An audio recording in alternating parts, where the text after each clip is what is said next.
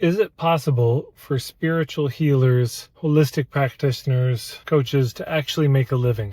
Well, I'll tell you, 50% of the people who are in my membership make $10,000 a year or less. So that would seem to be fairly discouraging. I think we could say that the reality on the ground is not pretty. People go get a certification, an education in whatever the modality is.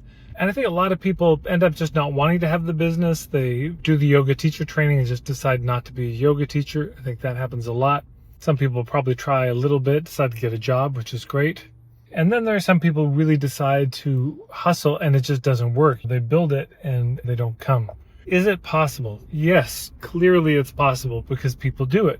People do make a living doing this. So what does it take?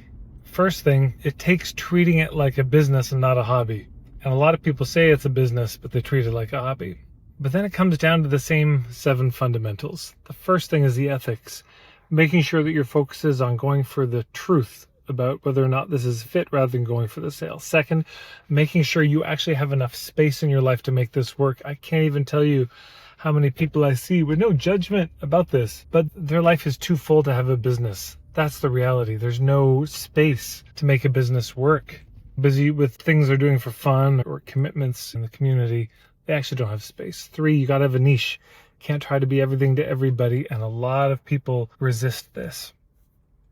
4, have a clear, compelling point of view that people would hear and say, oh my God, that makes so much sense to me. Then you got to have a business model, a structure, which of course the hippies, we resist so much. And once you've got the structure, that includes the internal business systems, which almost nobody has, and really clear, compelling offers on the outside. Once you've got those 2 things, then you got the hubs. You got to figure out who can help you spread the word about your work.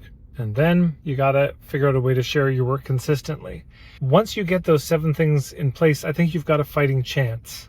Until you've got those 7 things in place, you've got no chance. So can it work? Yes. Is it guaranteed to work? No. Even with the best efforts and everything in place, it doesn't always work. But there is a way to do it that gives you an edge, gives you the odds, and I think it's those 7 things. I'd love to hear your thoughts in the comments below.